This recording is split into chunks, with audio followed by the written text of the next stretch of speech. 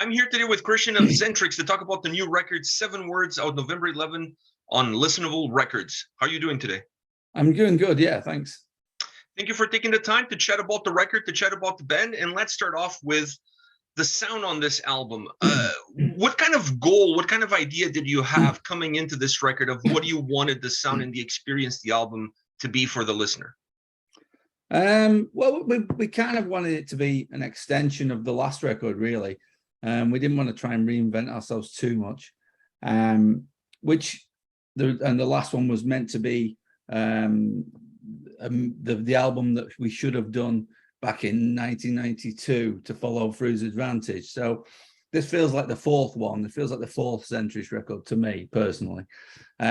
So you know, we want to get that blend. It's kind of what we do, I think, is we do like I would say we're a thrash metal band with the emphasis on metal. We're not like, you know, we've not got some like big hardcore or punk background or funk or whatever. We're a heavy metal band that plays a bit faster and a bit heavier than just a normal heavy metal band, and that's kind of our thing. You know, we're influenced pretty much by, you know, the our past, which is like the bands that we grew up listening to, you know, Iron Maiden, Judas Priest, and it's kind of taking it to that next level, really. That's kind of how, and that's still what we want to do. That's still the records we want to make, well, that I want to make anyway, and thankfully the other guys seem to do as well. When you look at the creative process for the band, has that creative process changed across these 7 records, or has it stayed pretty much the same? No, it has changed, mainly because of technology. So like the first records, they were, you know, how you'd imagine a young band to start writing. We'd just all get together and hammer out ideas, and, you know, these songs would naturally evolve, and we just kind of like just bang them out together. Whereas when we reformed, when we did Bury the Pain, you know, I've got like, you know, home studio setups where you can record bits and use technology to sort of come up with the demos, you know, pretty good sounding demos, you know, like we're using Superior Drummer and Easy Bass and things like that. You know, you can get these ideas together to play to the other guys, and then send them to them, and they have ideas, and then you meet up, and you've got like almost like a finished song before you start, really. So that was kind of helpful to us with this record, because we started writing this record in lockdown in the pandemic, so we couldn't get together.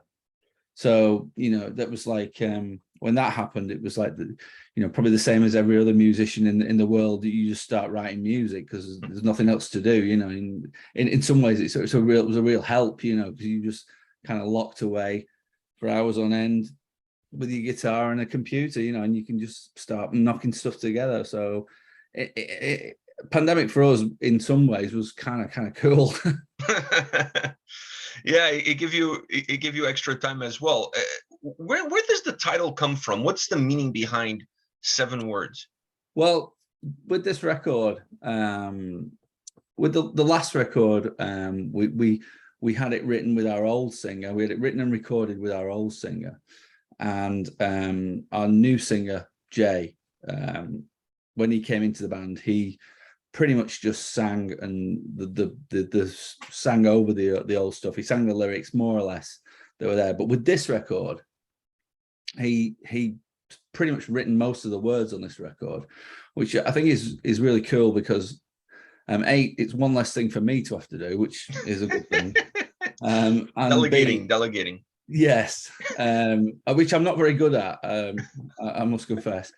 And the other thing is, I think it's good if, you know, if you've got a singer in a band, and if they can write the music, the words rather, you know, and sing it, it's sort of, they make the link better, you know, so they can put more emotion into it and, you know, get the point across.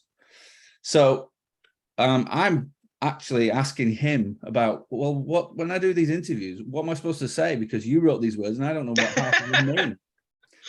So the 7 words thing is, it's the theme of the lyrics is all about change and revolution, and he just picked up on, like, you know, the 7 words. The number 7's like quite a big thing in like spirituality, mythology, religion even. and he just picked up on there's these 7 words. I think there's even if you Google it, there's a what's the comedian, the thingy Carlin, and he's got like 7 words you can't say on TV, and there are a lot of swear words. But the 7 words in this song are all about revolution, and there's like these 7-word phrases, and the 2 are the end of this has just begun, and what is it? No love lost, bring me the chaos. Those are the 7 words. So it's not necessarily there aren't some mystical 7 words that unlock the gates to hell. It's if you play the record backwards and you say the 7 words. We should have had a 7-inch, shouldn't we? We should have had a 7-inch version. Yeah, no, it's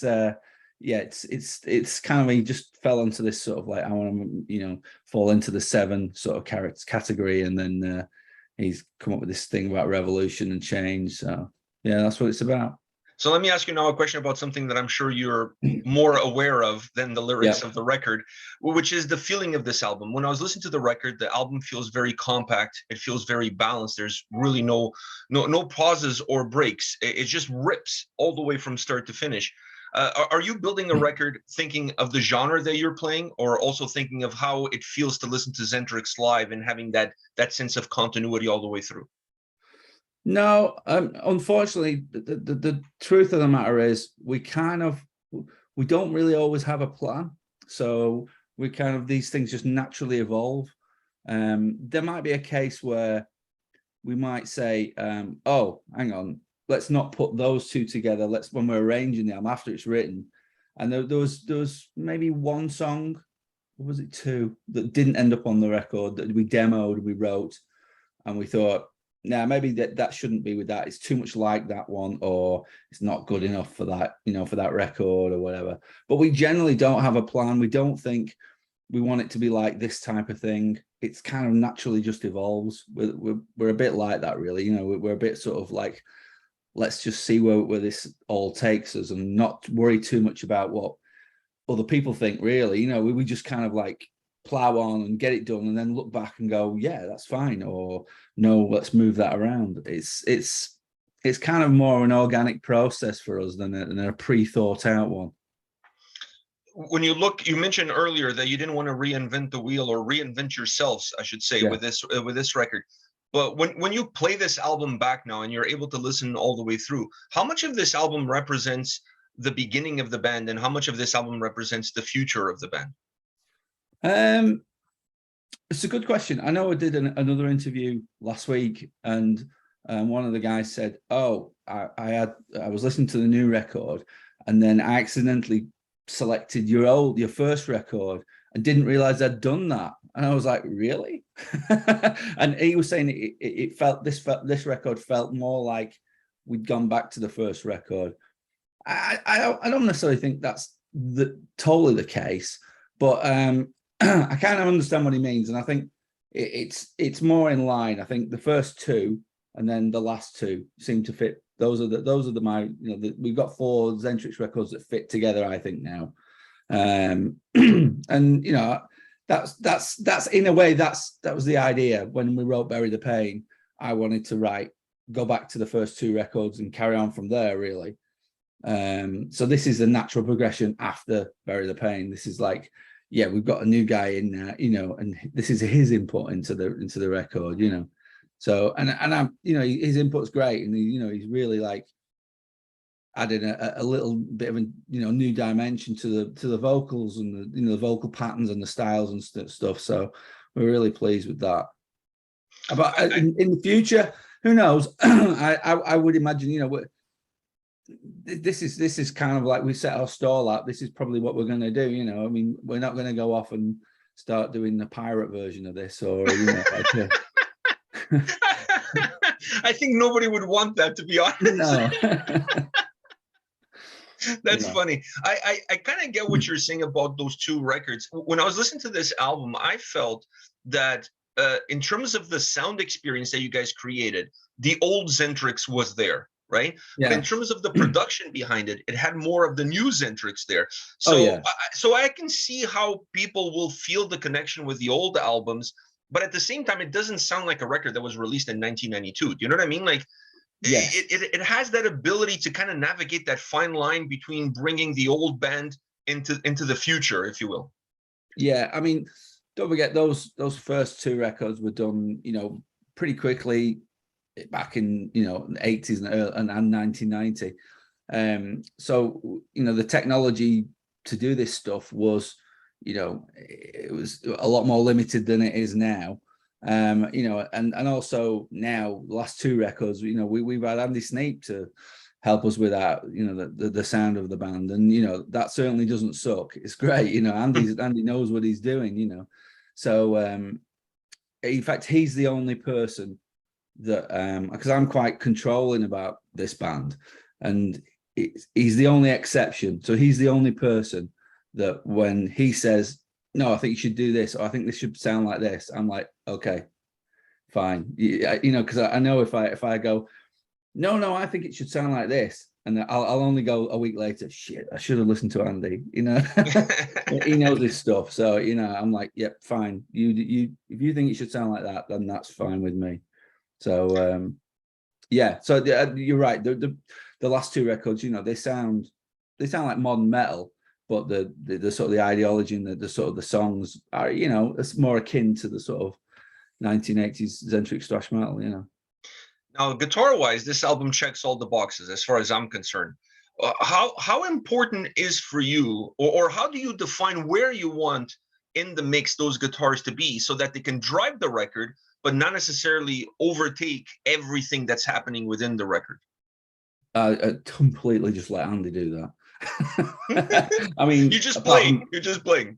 Yeah, apart from the parts. I mean, you know, the riffs and stuff, and all the leads and everything, I record separately and then just send him the stuff, and he'll just do the mix and then send it to me.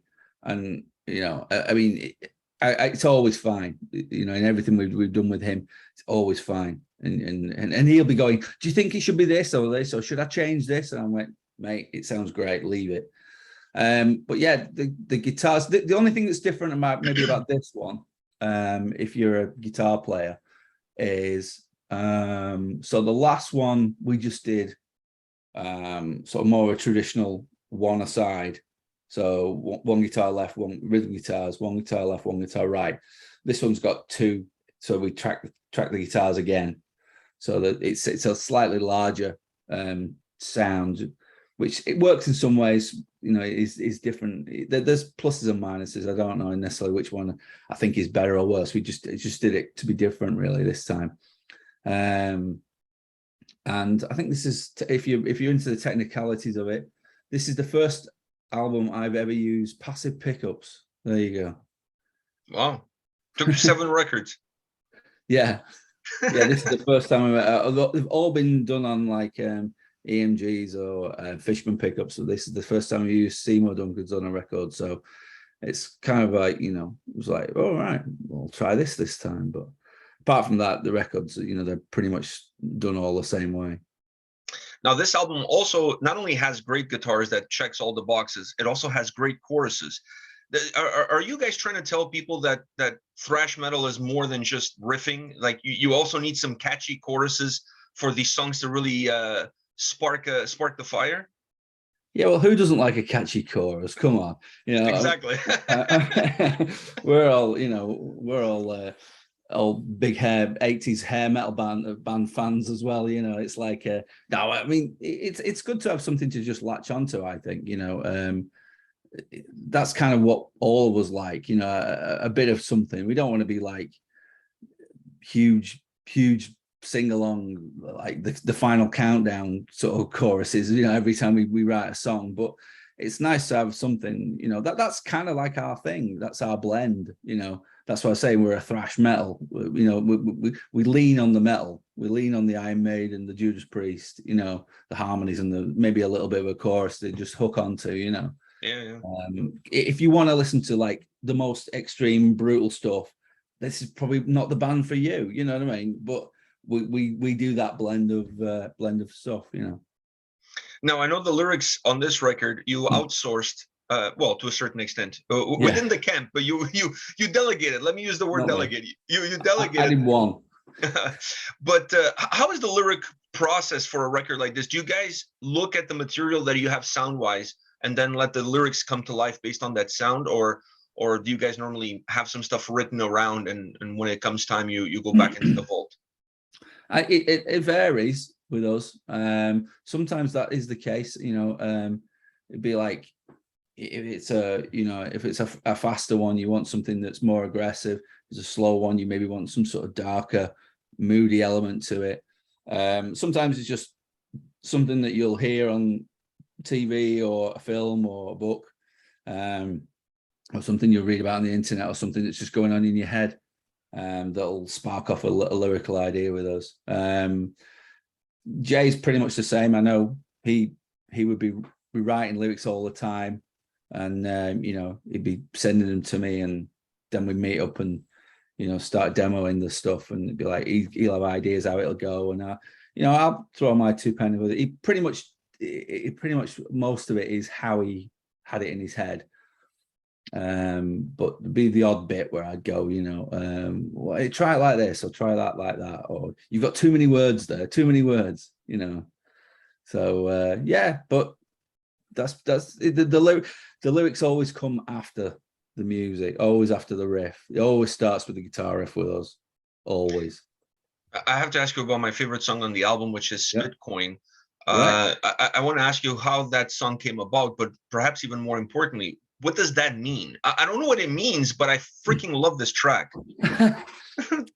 Well, it was kind of a working title because I'd seen the title. It's something to do with it's like a financial thing. And I've forgotten what the actual thing is. Hang on, let me just look now, because Spitcoin is it's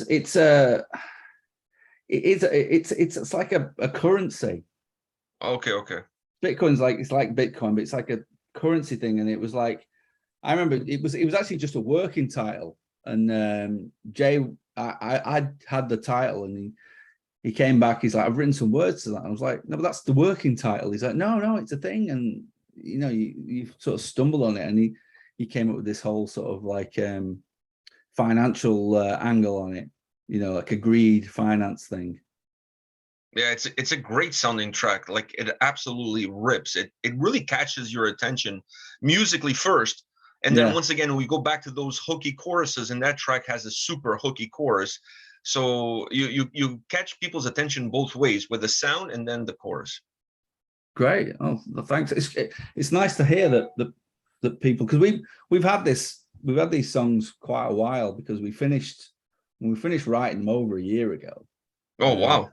And we finished recording them. Well, we finished recording them at the end of last December, and then we had to wait for Andy to finish Judas Priest. Well, there was a time where he said, right, I'm not in Judas Priest anymore, or I'm not going to be standing in for Judas Priest. I'm not going on tour with Judas Priest anymore. When they decided they wanted to be a 4-piece. So we were like, okay, can you mix our album? And he's like, yeah, I'll do it next week. Then he rang me up and said, no, I'm back in. So yeah, I know that didn't last very long. No, it was like good for you, but damn. Good for you, not for us. So he was like, I'm gonna have to wait till April. I'm off to America now. So it was, we had to wait till April. And then there's a big, I don't know if you know, there's a big thing with vinyl at the minute. And yes. There's a big shortage of vinyl, so they needed so long to book it all in. So we've lived with all of this stuff. So it's really nice to people to actually say, oh, it's quite good. And we're like, well, really? Because when you live with it for so long, you start off liking it, and then you wake up and go, oh no, this is terrible. This is a terrible album. I hate it. And then, it's like, no, maybe it's okay. And then the next day you hate it again. So no, it's good. It's good. I really enjoy the record. I think the thing I enjoy the most about the record is that you guys didn't go back to that topic of conversation about going back in time. A lot of bands these days that had a career that started off in the late 80s or early 90s tend to release albums now that feel very nostalgic, that sound, not just feel, but sound exactly like a record that would have been released in that time period. And I Yeah. thought that this album, sound-wise, while it still feels like a Xentrix and sounds like a Xentrix record, it has more of a modern touch around it, which allows the album to work both ways. And I think that's a really neat thing about this record, is that it feels like a Xentrix album from today, not a Xentrix album that was lost in time. You know what I mean? Yeah. And I think a lot of bands are following that path now. It's starting to become very repetitive. So the fact that you guys didn't do that, it worked, at least for me, it worked. And I really enjoy, like I said, the hooks, the riffs. I mean, what's there not to like? This album absolutely rips from start to finish.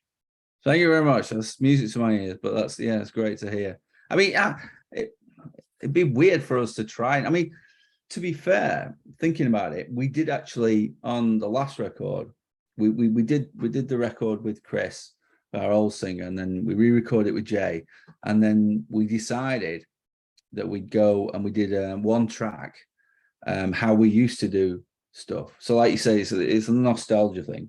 And we went to a studio, and we did it all on tape. We did one song all on tape, all playing together. And that song sounds so different to the rest of it. It doesn't, it's kind of works in a way because it's like an extra track.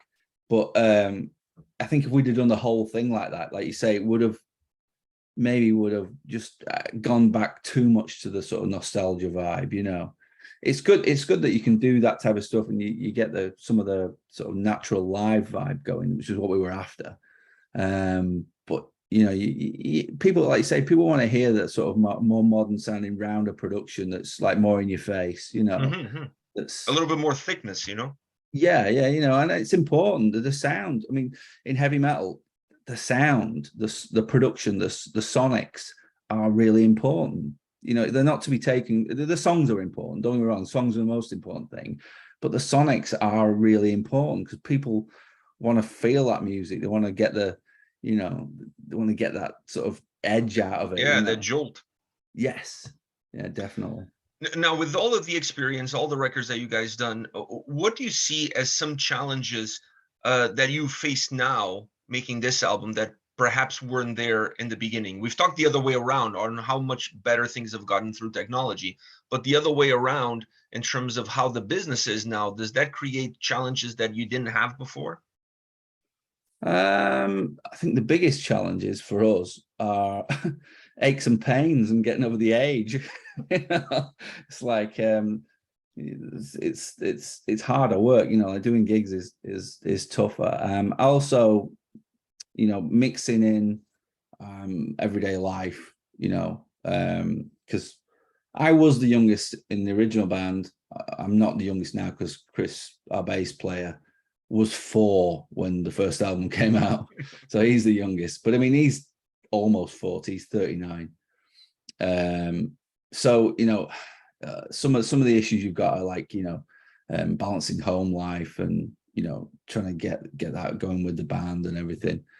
In business wise, things are pretty good for us because there's a lot more stuff going on. Like Europe has so many festivals to play in summer, you know, and I'm hoping that, you know, that this record will open the doors for a few more of those for us. And they all need content, even the smaller ones. Like we played some really small ones in, like, we played one in Czech Republic that was like, you know, maybe 1,000 people, and it was like, it was great. It was a great outdoor stage and by this lake, and it was just, everyone went mental, and those things are great and they really look after you now. And there's a lot more of that than there used to be. There's a lot more sort of packages going out as well. You know, we're going doing this Headbangers Ball thing, and you know, that's you know, the type of thing that didn't happen so much back, you know, back in the sort of late 80s. You know, if it was, you know, it was like Clash of the Titans or the Big Four thing, you know, those are the only sort of big packages. Now it's more a thing, isn't it? You know, there's like 4 and 5 band bills just going out there. So yeah, I don't know. Things are okay for us, sort of business wise. We're really, you know, we're quite happy with the way things are going, really. I got one last question for you, and that is, after 7 records, so many years of playing music, what keeps the flame burning? just a love of the music, you know. And we're too stupid to do anything else, really. But no, we're all fans of the music. We wouldn't be doing it if we didn't love the music, you know. It's probably the same as yourself. You just get suckered into it at an age, and it becomes everything, you know. It becomes just the way that you think, the way that you dress, the way, you know, not just the music you listen to. It's kind of everything. It's the people you sort of hang around with. It becomes all encompassing. It's very much a thing. And when you start a band, and then, you know, it's really nice to be able to get to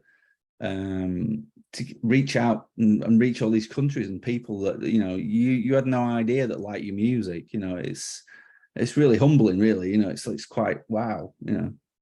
Those things that we wrote when I was like 18, like people in Japan are singing to us, you know. It was like, it's quite like mind-blowing, really, for us little Northern English people.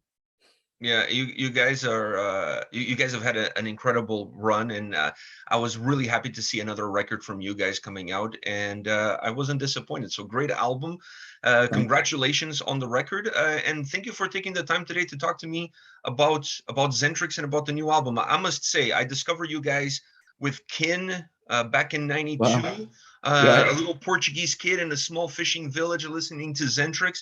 And if I told my 14-year-old self that I would be here today talking to you, I would say you're out of your mind. So thank you for making my day. This has been an No absolute problem. blast. Thanks for having us on. Thanks for the coming speaking to me today. It's great. Take care, man. All the best. All right. Thanks a lot. Bye-bye. Bye.